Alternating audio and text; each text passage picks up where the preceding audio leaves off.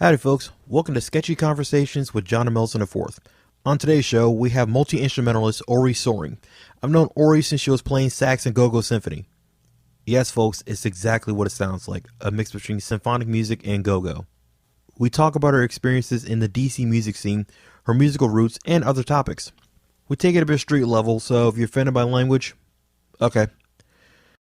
So, how's it looking in Houston? Houston's Houston, man. It's not my favorite city, but it gets the job done. So Hey, how'd you end up out there, if you don't mind me asking? yeah, sure. Went out here just I thought the pace of DC was too intense for me. Not I won't say too intense. I'll say that I wanted a less intense space. So you know me as a musician, but I was also in the marketing industry, and so it was for 2 years. I maybe slept 5 hours, 6 hours a night, Jeez. maybe. Yeah, and I was just like running because I was making both dreams come true. And hey, 20s, like you're in your 20s, let's do it. And so yeah, you can do it. And How'd you grow up, though? You from, so where are you from? I grew up mostly a military kid. Oh, okay. So we moved around a lot, basically like once a year. So one of the things that I learned at any school I went to was music was a way to instantly get you a crew. Although I never really had a crew, I've always had just like one or two friends like in each stage of life. So sort of give you an idea of how I grew up. A lot of the shit that I am into and have been into has just been sort of just me. And it's kind of weird because it's like how it's funny how I came upon a lot of the things I like because I'd be the only person around who fucked with it, Oh who yeah. fucked with it so hard. Oh yeah. And yeah, that's just been the story. It's always been sort of this chameleon effect. You mentioned clarinet, right? So is that like an instrument you just give everybody out? Because you're like the second person I know that just end up with clarinet or like is it viola or cello? One of those. Hmm. Second person I noticed that. So is that like a thing or am I just missing something out here? Well, all right. So when you're playing sax, clarinets, and so okay, so the fingerings on a clarinet are the same or very similar to that of a saxophone, with Oh, the okay. exclusion of like you have to like do half whole coverings, which is fucking madness. Also the embouchure is very similar. So the mouthpieces, I don't have a mouthpiece here, but the mouthpieces are very similar. So clarinet's a good gateway instrument to the saxophone world if you're about that life. I'm not, because the other part is um if you want to play saxophone, just fucking play saxophone. If a kid wants to play saxophone and you give the kid a clarinet, then years later, when the kid's like in their 30s and they're like, well, shit, I wish I would have stuck with music. You're like, well, why didn't you? Well, my teacher gave me a different instrument than I asked for. Oh, And okay. I didn't like it because my clarinet parts were always like flutters. Like, Okay, my first solo project was a thing called Sketch Malchus, right? And mhm. I didn't have a drummer. I played everything else on there. Played guitar, bass, a little bit of key on there. I can't sing for Mhm. shit actually. I can barely do. I can kind of do this shouting vocal thing. I haven't done that in a while though. But the thing about it You, is, you can you can split your you can like sort of like Chris Cornell, like where he splits his octaves and stuff like that. no, more like a New York hardcore kind of thing, that kind of Sweet. thing. Okay. More like that Yeah. kind of stuff. Um, so what happened was like when people found I did music, they say, "So you do beats?" I'm like, "No, I don't do beats. I do instrumental rock." Yes.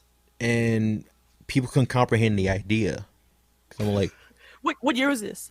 this was like 2006, 2007, maybe like, Yeah. when did the Yeah. other Sketch Malcolm come out? Like 2011, I think, too. So they come say, "So you do beats?" No, I do instrumental rock music. I mean, does anybody ask Nine Inch Nails that? Did anybody ask Godflesh that? Not that I actually know, but did I ask KMFDM that? No, I do fucking, I do like a little more akin to industrial, like the stuff I was doing back then, it sounded like Nine Inch Nails doing Speed with Three Six Mafia. Okay, but that's good shit. Oh yeah, but it's like people couldn't comprehend the idea that no, these aren't beats. They're instrumentals, but they're Hmm. not beats though. Right. Yeah.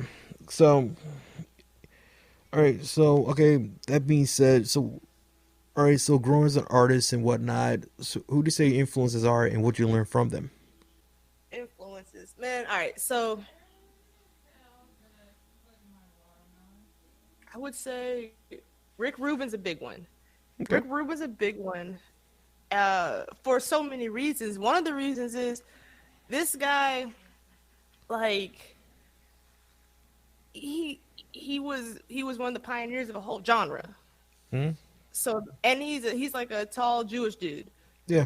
and he's like making like not just making beats, but he's writing for so many different genres of music, and he's still like himself, Oh yeah. like through and through. So that's one of the people who is really inspirational to me, and I try to watch his interviews and things like that. But I also don't. I also just make sure to listen to the music he makes because I never wanted like him to say something. I just really am Yeah. in awe of him. You know what I mean? Like The Never artists Meet Your have so Heroes thing. yeah, fuck that. Yeah, kill your heroes. Kill them all.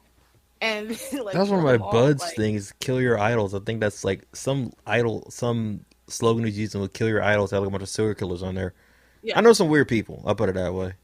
No, it's no. I think it's uh, absolutely necessary. I told my younger brother that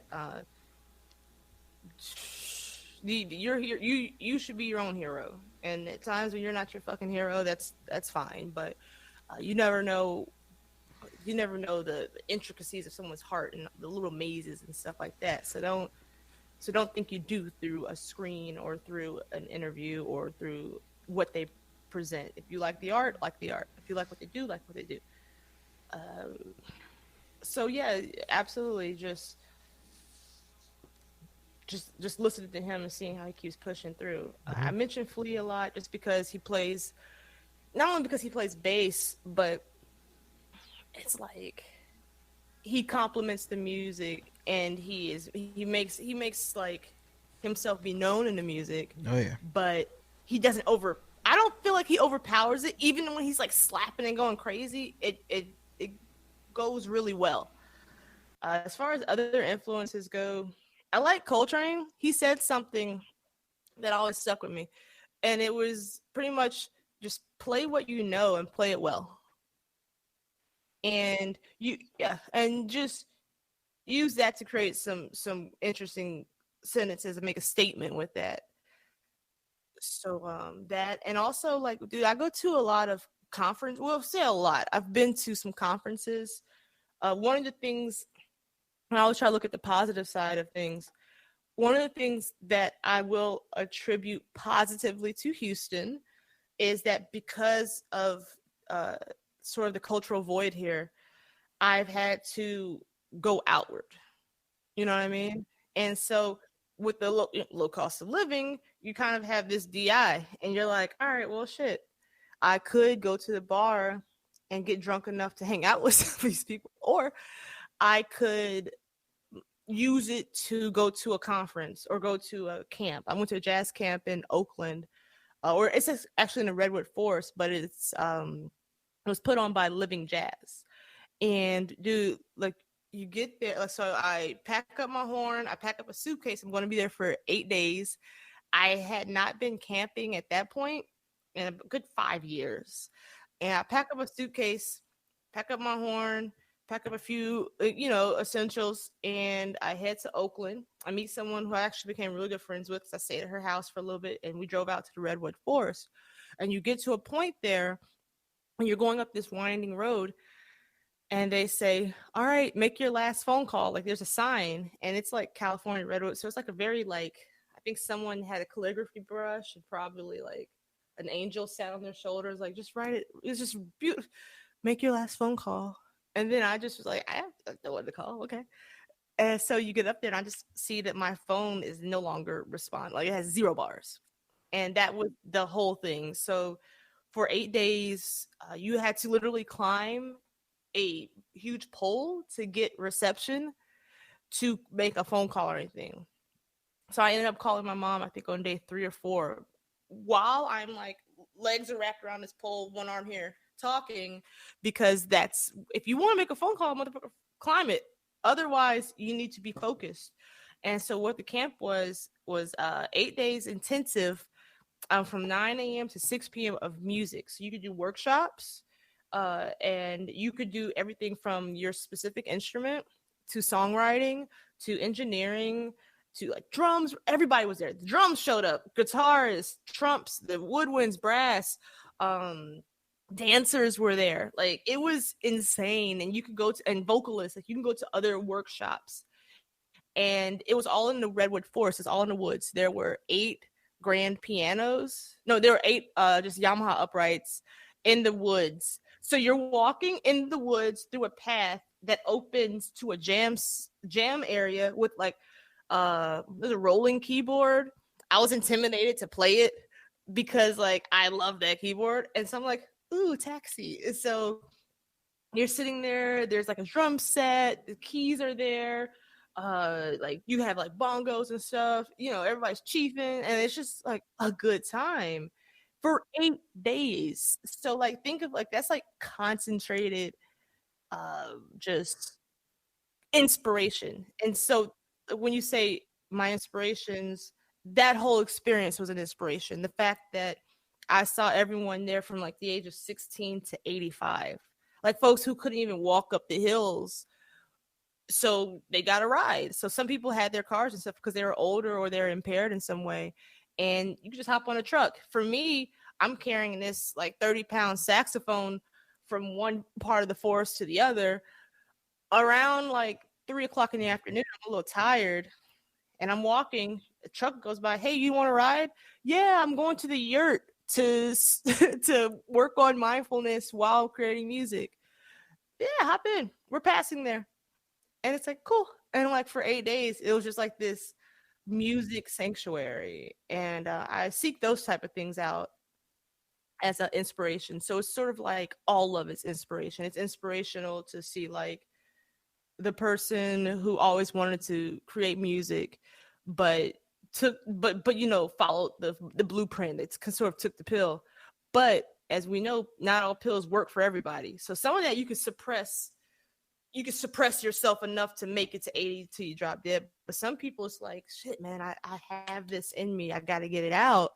And like that person would show up. And like the first, let's say day 1, when we go around and say like, you know, why are you here? And if you don't want to say why you're here, just say a fact. If you don't want to say a fact, just say something nice, you know, whatever.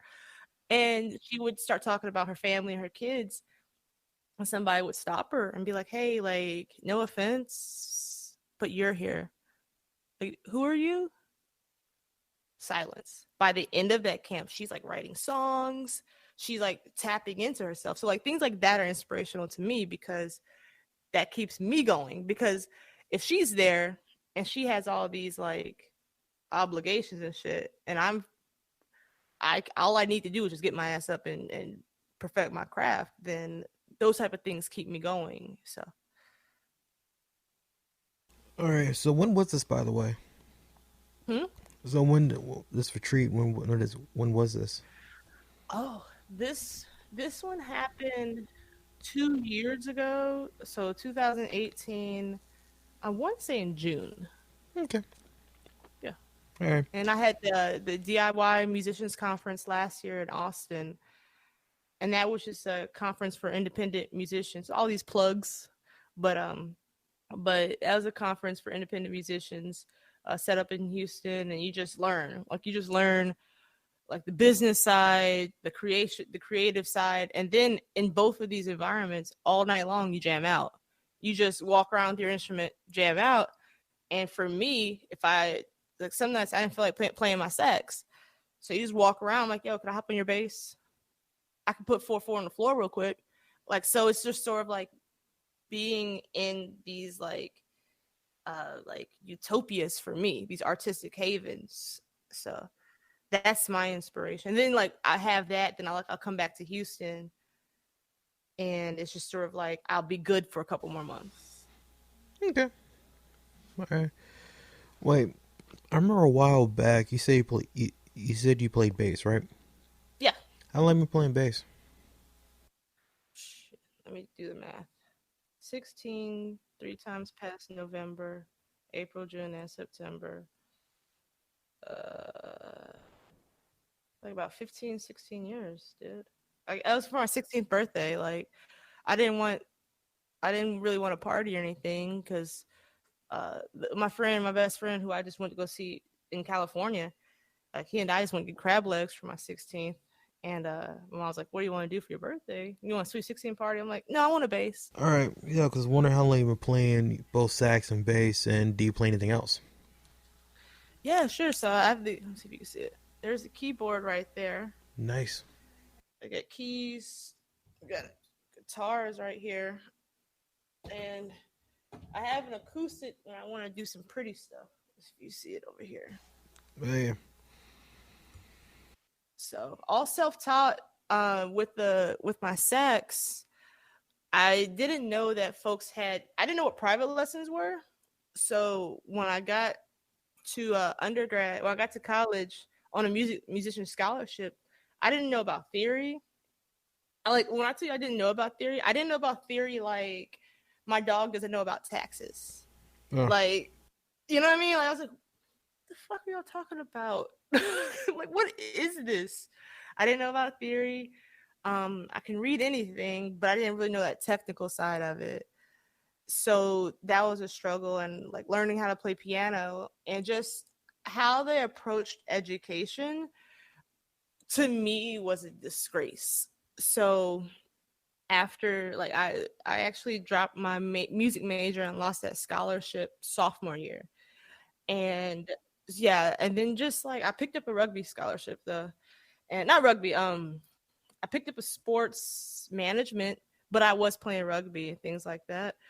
But yeah, and I just like started really diving into more of like radio broadcasting. I hosted a radio show for a while in college.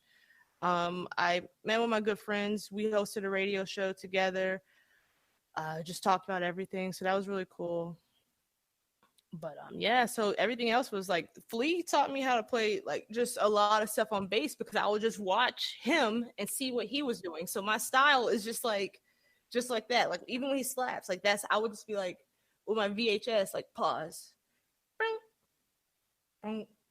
And then this is back in the day before I guess, you know, cell phones and all that. We had a music store in the shopping plaza that my mom went grocery shopping at. So before I got my bass, about the age of let's see, I was playing sax at that point. About the age of 14 to 15, I would say, "Hey, you know, when you go to Cub Foods, that was a grocery store name. Can I go to Mars?" The music store's name was Mars, and she was like, "Yeah." And so then it became, "Hey, you're going to these other stores too. Can you just leave me here?" And then come get me when you're done with the errands. And so then I'm hanging out at the music store with all the musicians. And like they know me. And then yeah, and they're like, "Well, this is how you tune an instrument." And I used to skip school in high school. But when I skipped class, I wasn't like I was always straight edge. Like I would write X's on my hands and Oh stuff. yeah. Yeah. Same And super here. straight. Yeah. Yeah, like I'm from it DC. was That's just where it easier. started. You know. Man. Like I was saying, remember like Dare back in the day? Yeah. I would literally write, no thanks, I'm straight edge. I would Yeah. literally write that I was like in fifth or sixth grade. Yeah. You know? Yeah. Yeah, Students Against Destructive Decisions. I was a part of that, but the acronym was SAD, Yeah. and like Have you seen that one meme with like the Dare lion? no, And it said, well, done failed this nigga right here. like I'm gonna Google it right now. like no, I'm but it's like I never Oh man, it's like yeah. And actually the funny you thing look about it is I actually failed Dare. you feel it? Yeah, no, I failed it. Oh I'm not yeah, sure you first I'm go not ahead. sure why though. It was either two reasons why. It was either because I didn't show up there or because I brought my dad's crack pipe. I'm kidding. I'm kidding. I'm kidding. My dad's Dude, never done any drugs. I think okay. drugs make him normal. You know? No. Uh, well, so I'm here solo dolo. I'm in Houston by myself. Um, yeah, and so for me, when this all was happening, I made a plan with myself just so I wouldn't go like batshit crazy, stir crazy in the house with my dog. And I just told myself, we're going to take this as a message from the universe to create more and to just really dive in. So I've gotten really into graphic design. So it's one of the reasons I was like, hey, let me try, is because I was like, well, I've been learning and taking classes with that, and just as I've been reading more of the memoirs and biographies, just really having the space and time to think about what I want to do and how I want to do it. So it's been really good for me. I've been doing a lot more paintings and I've been finishing them quicker. The other part of it is I have more energy because I'm not going into the office and I'm working like part-time hours now. So, or what would work for myself. So I make my own hours, and going into the office for 8 hours really is unnecessary for me, because part of that's just me like not trying to slap a motherfucker or something like that. So it's been good for me. I've had more creative energy, just more space and time to do things. But I do miss collaborating. So hearing from you has been a really good thing, and just changing my how I guess approach being a creative person in Houston, because the community is just not, is more than just kind of not here, but there's also just there's nothing to do to go out and get inspired or pull inspiration. So say all that to say I'm more air quote productive, but it's very it it lives in this apartment. It lives here. Yeah, because I was about to ask, have you been active in the music scene if there is one in Houston? Well, when I first got here, I joined I joined the Houston Civic Symphony playing alto sax, and then I was part of the Pride band here playing tenor, and it was cool. It was cool. I haven't met people here who like read music, so it's just kind of like, or who don't want to do covers, who want to create original stuff. So what I mean? I was a part of those things, but even the music they were playing, like, it's like, dude, I played Go-Go Symphony. Like, I played in Go-Go Symphony. Like, we played, like, the National Lawn. We opened for Trouble Funk at 930 Club. Oh yeah. Like, I've been in bands. I did a lot of this stuff with Flash Band for a while. And then from there, that would always spiral into other things. So coming from, like, a place like DC where you can throw a rock and find somebody to do music with, do something creative with. Oh yeah. And then coming here and just not having that. And when you do have it, like, I mean, the, the music they were selecting for these symphonies just was like the reason people don't fuck with classical. I'll say that. It was just, Yeah, yeah, yeah, yeah. what are we doing? So I hosted a jam session at my apartment for a while, for a couple months, but and that was cool. But again, they just wanted to do covers and not even like deviate from the cover. It was like, well, no, like, no, that's not how that goes. And I'm like, no, it's totally fine. Like, I'm sure, like, what were we playing? Bob Seger, Turn the Page. Oh, yeah. Yeah, and I was like, well, maybe we can like add some fuzz to it. Maybe we can like, fucking change it a little. Hell no. So, but that just made me kind of just do my own thing more. How'd you get into Go-Go Symphony though? So with Go-Go Symphony, the Go-Go Symphony story is really interesting and cool because she wrote this symphony as a tribute to her mother, who was a very, very good violinist, and who actually, Lisa Figueroa, shout outs, is also a phenomenal violin player as well. So she wrote the symphony, and she didn't have a band to play it. So she put out a Craigslist ad and said, "Hey, could anyone volunteer to play this song?" She gave the backstory. She said, "Unfortunately, I don't have money to pay you, but I just would really like to hear this played by a band." So she put the audition out um, to play, and I was actually in the parking lot of Giant in Alexandria, Virginia. That's where I was living, and I was headed to that audition. I had auditioned that morning for another group that I actually got into, and we became good friends. But I was headed to the Go-Go Symphony audition. My mom called me, of course, and I'm in the parking lot. And I'm like, she's like, "Yeah, what are you doing?" I'm like, "I'm eating dinner," because I went to the deli just to grab some food. And I'm like, "I'm eating dinner." She's like, "Oh, okay, cool. In the parking lot, why?" Because I'm headed to an audition. And she's like, "What are you auditioning for?"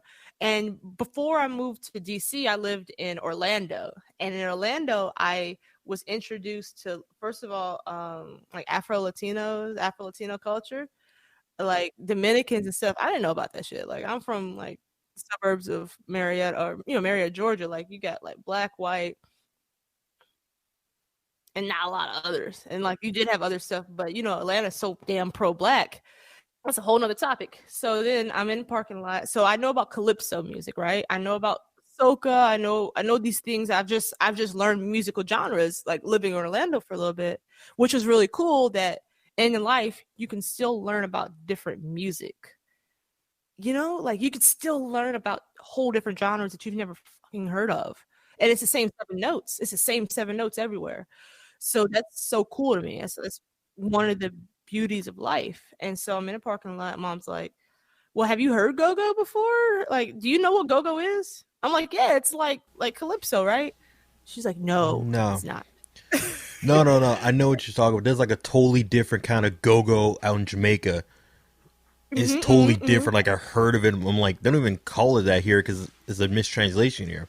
It's like a Right, different right. kind of style. But it's like, no, that's not the totally different meaning in Jamaica as it is here. Yeah, yeah. Like, so she's saying, "Oh," she's like, "Oh, when's your audition?" I said, "In 45 minutes. I'm gonna drive over because I'm on time for music stuff. Like typically I'm on time for music, not much anything else." So, and I was like, "All right, well, I'll check it out." I was like, "Go Go," and I'm like on the phone. I'm like, "There's a lot of Go Go stuff." She did Chuck Brown. Listen to Chuck Brown. That's Go Go. And so I'm listening to Chuck Brown, and I call her back. And I was like, "I don't think I'm gonna go to this audition." And she's like, It's listen, when it comes to go-go, it's a very acquired taste. Like I put it this way: the words go-go and songwriting aren't exactly exclusive to each other "Right, at right, all. It's one of those things where it's one of those. I put it this way: unless you're from Chicago, I guess you're not going to find mumble sauce anywhere else. right, right, It's just right, one of right." those things, you know.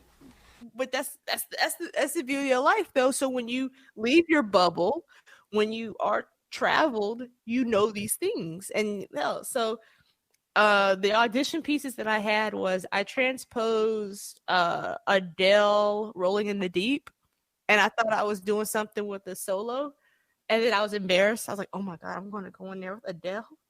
And then I had Adele, and I think I had like more of a classical piece because it said Go-Go Symphony. And so like I had Adele and I put it to a interesting beat. And so then in my audition, I just apologized. I was like, "Hey guys, I'm playing these pieces to show my proficiency and my technical know-how, but I'm open to," because I was like, "Where the hell does the saxophone fit in this? I don't even hear horns." Like, and so I played for like 15, 20 minutes, not even 20, like maybe 15. And then they're like, "You got it." And I didn't even hear her say, "You got it." I just played, and then I started my ritual of "Thank you for having me," and start packing up. And then when she said, "You got it," I was just like, "Wait, what?" She's like, "Yeah, you're in the band.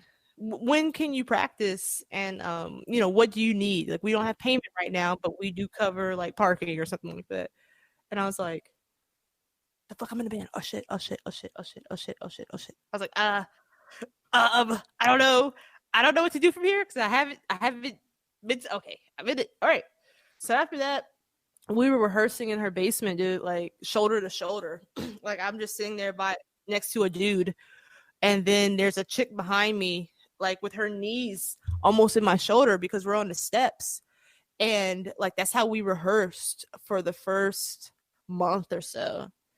Like and then just it just kind of took off. Like we got invited to play DuPont Circle, and we got rained out, and like it was like save the horns and all this. So that's kind of how that started. Like it was really on some, yo, you want the DC experience? Boom. And because I've always loved DC. Like I have family there. It's like my heart. I'm a proctor. That's my other name. And Oh, so like so yeah. like a Tapscott or Newman, like those.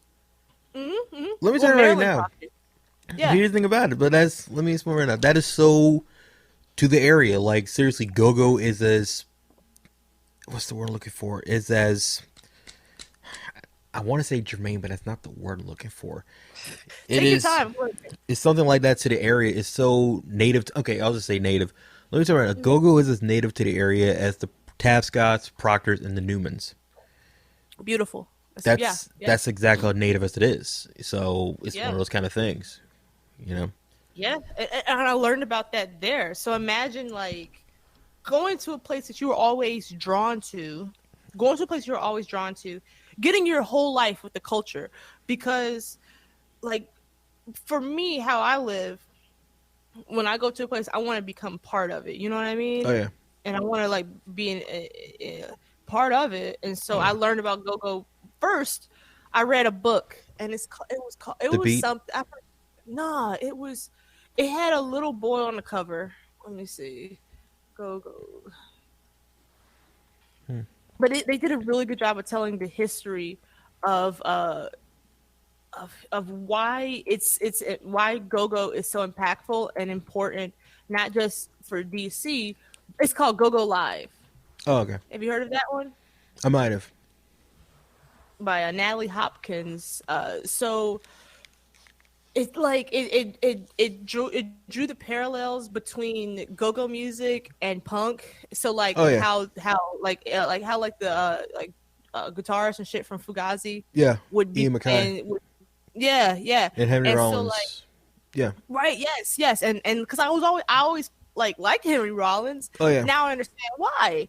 So like it was so dope to me that this music, like, imagine going to a place that you were always drawn to, knowing that your last name has clout.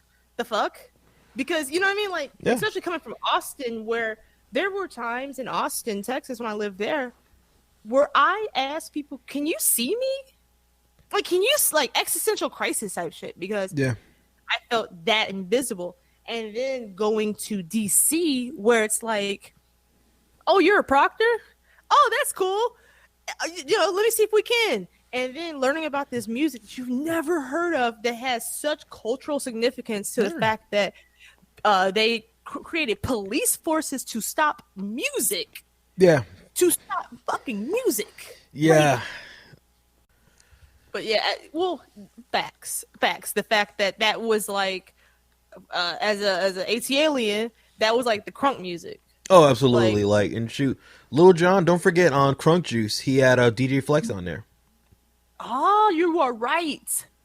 So Lil Jon's You very are aware. right. In fact, Lil Jon actually, it was a kind of a thing. It was a cultural exchange between Baltimore Club and the Crunk thing. Yes. Like, they would sample Yeah. like Lil Jon, what? That kind of thing on tracks. Yeah. And he produced that song Shots for, was it LMFAO or something like that? Yeah. And that was a total Baltimore Club rip. So it was one of those, well played, nigga, well played. Well, shit, Kilo Ali. So talk about Baltimore house music, being someone in Atlanta. So, it was a lot of hip hop stuff in Atlanta, but it was also a lot of cool rock stuff. There's a lot of cool rock going on in Atlanta too.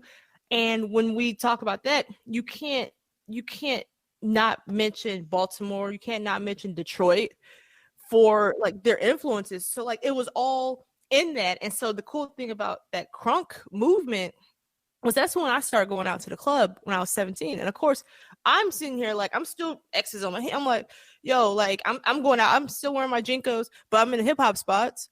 And so like, but we moshing still.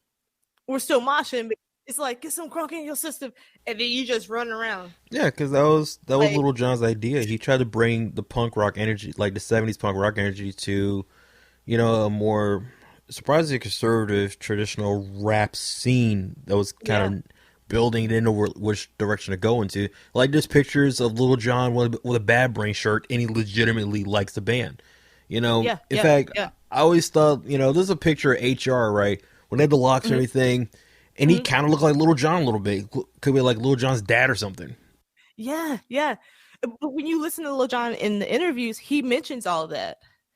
So around that time, this is about the time I fancied myself a sound engineer. So like the compromise was I get my degree, but my mom, shout out to mom, would literally drop me off at these studios. Stankonia. I was in the studio with Yang Yang twins, all these fools. They all were rockers. Like these, they like so all of a sudden, yeah, all of a sudden I'm around my peoples because I'm not gonna ever not be me. And like, yeah, I play saxophone and stuff. That's because by myself, I'm not about to sit here. I have and I do, but by myself, I like to play my horn. So that's what comes out. So like that's just like sort of me. But yeah, going back to just my mind being blown by learning about go-go and punk and then learning about like just the cultural significance of it all and just loved it. Like and then so I had to read up on it because for me, I'm still a 13-year-old where I'm like, don't be a poser. Don't be a Yeah, poser. same. I'm same here when I was that age too. Like anything that I got into, I would study it, be aware of the Yep. history of it, Yep. and be willing to learn. Yeah. Yeah. And knowing that you a noob. So like you gotta learn the culture. You gotta learn uh this and that. So man, it opened up so much for me. It opened up a lot. Just hanging out with Trouble Funk, hanging out with Belladonna and shit like that. Like man, like those are some good times. And one of the lines is if you focus on the past, your ass will be a has been. But I had some really, really incredible times thanks to not only just go-go music, but just being open to, just like fucking shit up and just like looking for that energy in music. So, okay. So, what's your gear setup? Oh, my gear setup for, I mean, pick the instrument for what? Any and all. All right, let me see.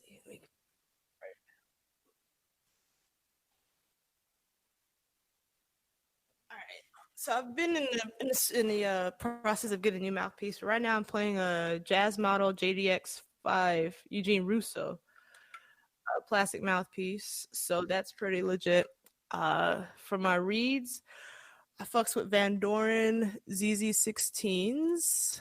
I recently went down to a 2.5 inch, and I thought I was embarrassed about that because I always thought, the better you play, the better you are, the harder you read. But I'm getting a way more flexible sound now. And I also have a Vadoran uh, ligature. My horn is a Yamaha. Which one am I playing these days?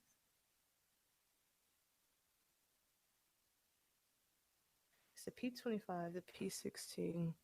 That's the tenor one. That's pretty much that. I have a Taka Mini acoustic electric. That's pretty legit. Pretty responsive. I still have my Fender bass, my Fender electric, uh, Casio Prevera keyboard, just just quality stuff set up.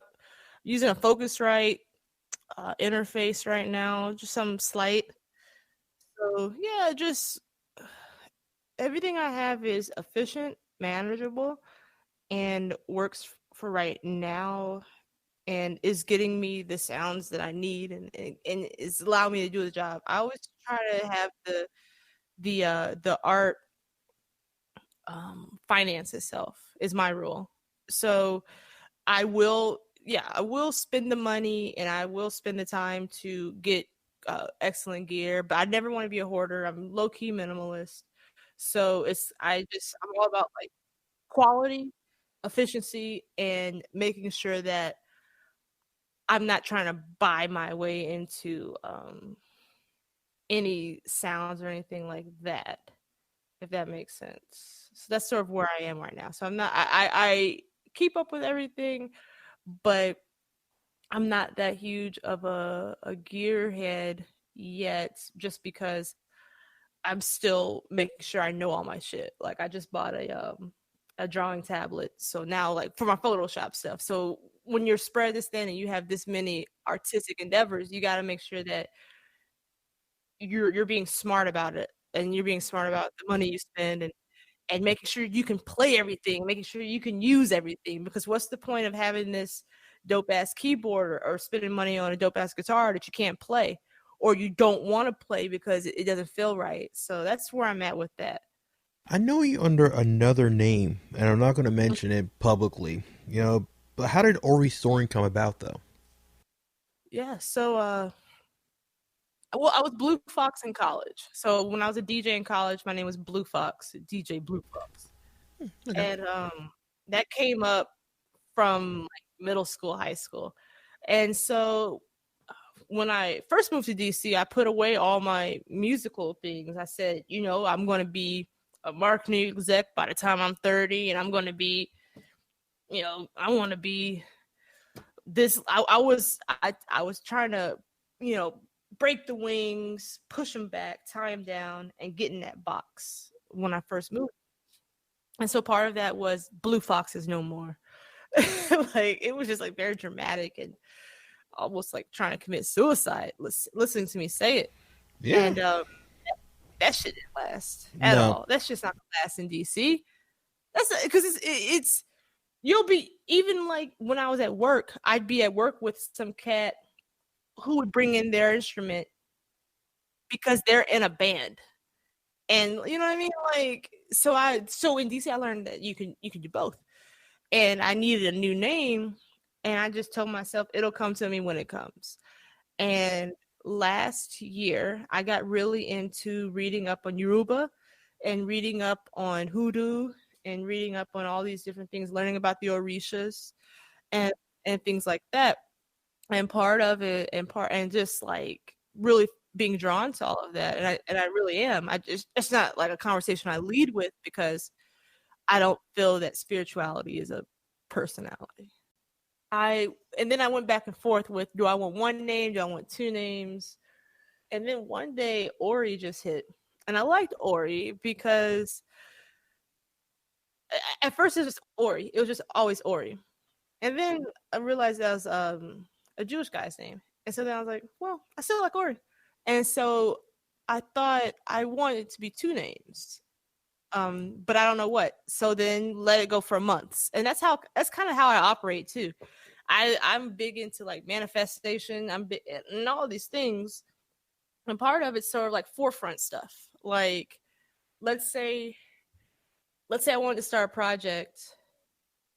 I'm not going to like break my neck to make it happen today. I'm just going to put it right here at the forefront of my mind. Yeah. Sort of like, you know what I mean? So like sort of like me having a procedure for if I drop food, like what parameters will I pick it back up? I like thinking about stuff like that. I don't think about like pop culture shit. I think about, if you drop your cheeseburger, at what point do you leave it? Just leave the bottom bun? I don't know. Like, you know what I mean? Like, I try to think about things like that. Depends how much it bounced.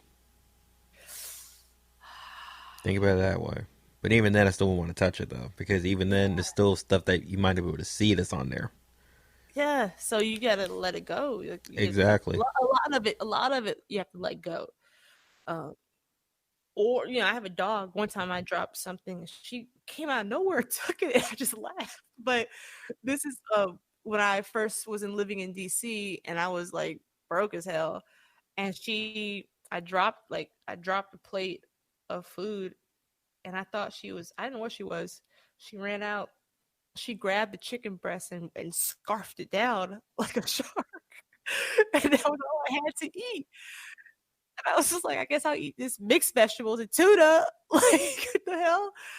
So, it's just sad. So yeah, so the name came up, and then soaring just came up. I soaring like it just popped, and I was like OriSoaring, and then I liked the way it sounded, and it's kind of hard to say. And I was like OriSoaring, is it one word or two? I was like, you'll change it up. I was like, okay, so I'll be like pan OriSoaring, like sometimes it's one word, sometimes it's two, and that's just where I'm at with it. Like, I saw like other people change their name all the time, and I just said no. I'll just sometimes it's two words, sometimes it's one word.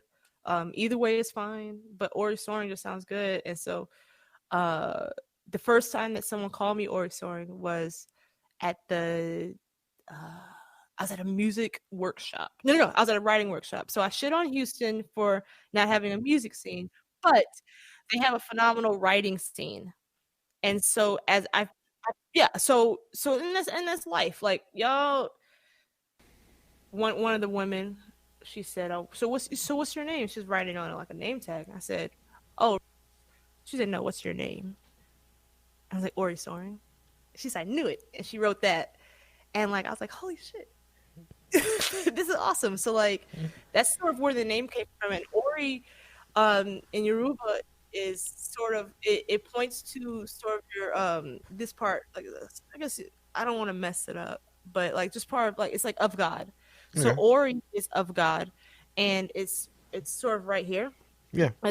And I don't know. Somebody knows their chakras and Oh, all yeah, that yeah, jazz.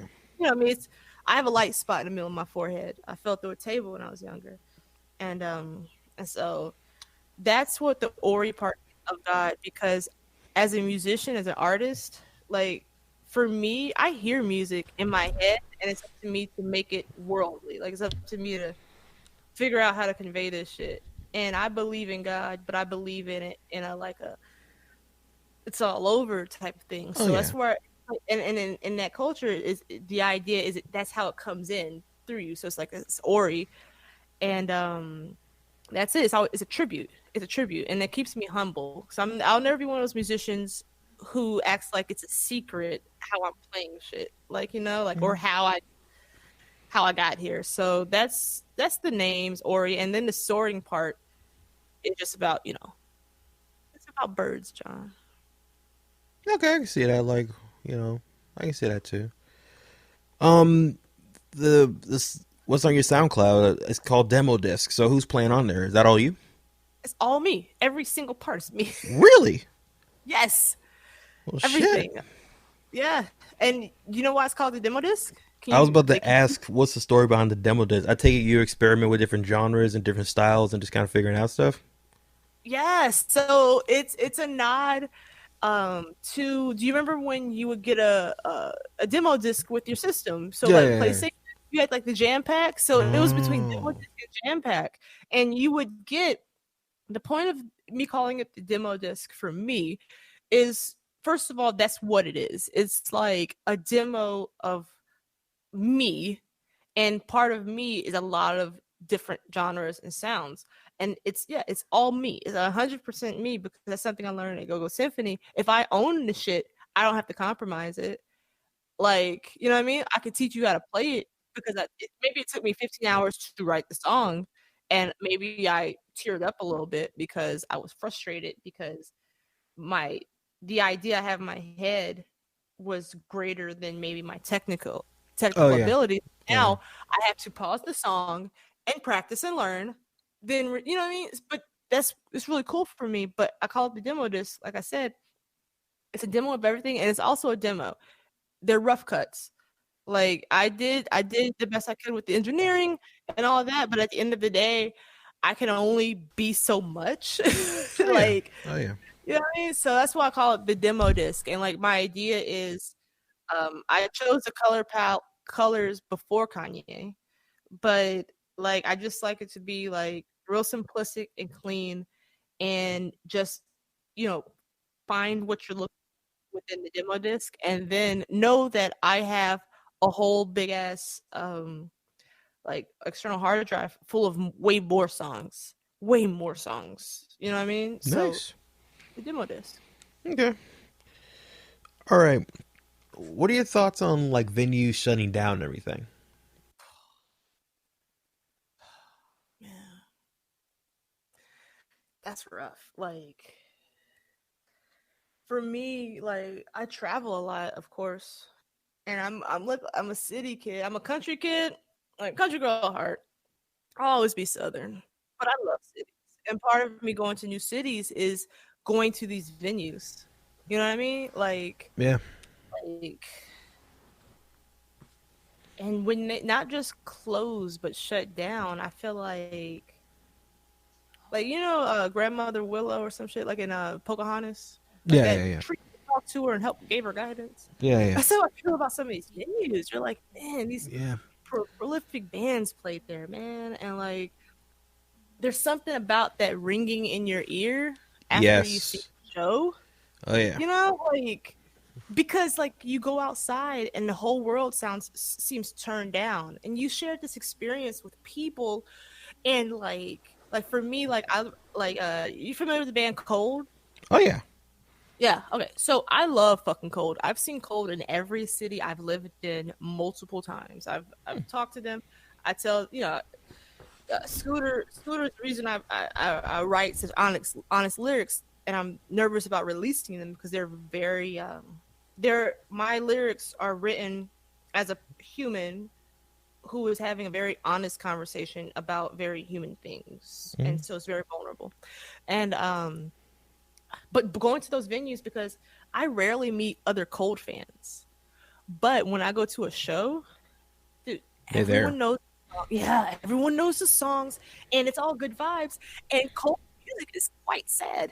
Like Cold's music is just like especially 13 Ways to Bleed on Stage. Like the first one is just like fuck, man. But you go to these shows, and it's just camaraderie. It's just a community that's really a theme throughout a lot of my time. So Oh yeah. when I hear about them shutting down, it's just like it's sad for me, but it's also sort of like what's going to happen next because that was so much part of the culture.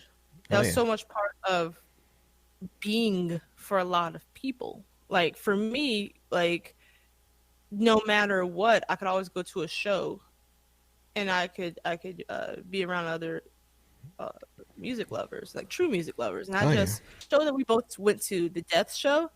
The vibes there, I honestly think that was one of the happiest, like as far as a vibe goes, Oh yeah. been to. Like just love in the air, like little love, like it Oh yeah. just. So we're now that they're shut down. Where do we go? Like what happens now? Because not everything can be like this structured corporate. This is what fun feels like, and this is socializing. So what where do you go to see the music now? That's kind of the question. So I know we'll figure it out, but I wonder what it looks like. Okay. What are some fond recollections of the DC music scene that you have? Oh yeah, man, all of it. Okay, all of it. Like that was it was like my dream. You know what I mean? Like at the beginning, I said that I really average 5 to 6 hours of sleep, and that's very true. But when you are in your element, I find that sleep you can get rest and restoration in many ways in life.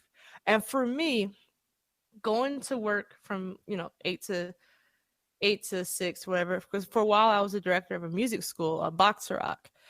And so I was doing that, and then I'd leave from work, and at this time, Roxy, shout out to Roxy, was a puppy, and I would come home, tend to feed her and take her out a little bit because I was still in my musicianship, and I'd head back out. So I'm out the door around 8, and I come back around 3, typically a little tipsy or something.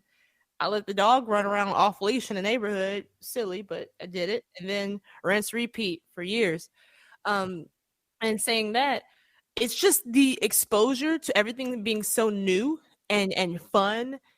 That was the fun part for me, like learning, like just being in my element and being safe. Because the other part of it is I this, I couldn't really, then I really wouldn't and don't play CD clubs because I'm a mark. I'm a total mark. You know what I mean? So I can't put myself in situations to where I'm going to be in danger. So that meant I had to be very selective with the people I engaged with, and just so happens the people I engaged with were great people, and they were just very diverse. So like one day I'm playing I'm playing in a chamber setting, chamber music setting. You know, I'm playing transposed bass clarinet parts. And then the other one I'm like subbing in on like a police funky like show. You know what I mean? So like it's just like being all over the place, going to Baltimore, and their stupid ass jazz scene was just their underground jazz scene was sick. Like the stuff they were doing. So like it's being exposed to all that, and that was the fun stuff. As far as recollections go, man, I hung out with a whole bunch of hip hop people who were also heavy rockers. Like one night we're chilling in Portishead. The other night we're jamming old school Cypress. We would drive up to Cyphers in Brooklyn and then up there.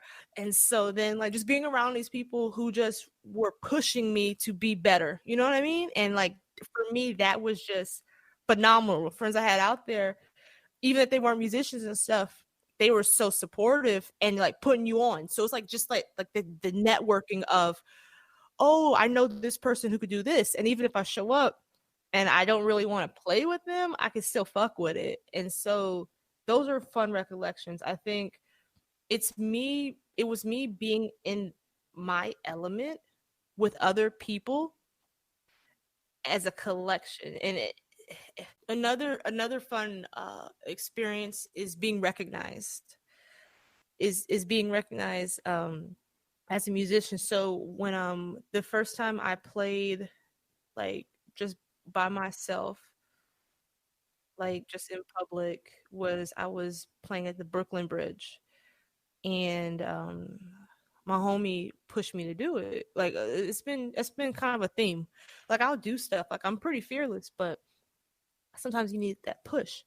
And so we were chilling, and it's a bunch of political activist types. So we're talking like Worker Families Party, like just very grassroots, like very liberal progressive. That's their shit. Like they love politics. You know what I mean? Like they know who can get arrested at this protest because you know, that type of shit. So it was that crew, and I'm just like, man, I just I want to do this. They're like, you should play. And then it was Christmas time, and so I just was like, all right, fuck it, let's just go to the Brooklyn Bridge. And I didn't know shit about shit. I didn't know the significance of the Brooklyn Bridge. I knew it was a bridge in Brooklyn. And so it's pretty much like a lot of me in that time period was just me not knowing shit about shit, and just going with the light, chasing that light, chasing that light. So I set up, I opened my case as I've seen other people do, and I knew a couple of songs. So I know a couple Christmas songs, and a lot of jazz songs can be interchanged, Christmassy. So I was playing like a Rudolph the Red, something like that. This couple was walking, and then they stopped and walked back to me and started playing right in front of me. Yes.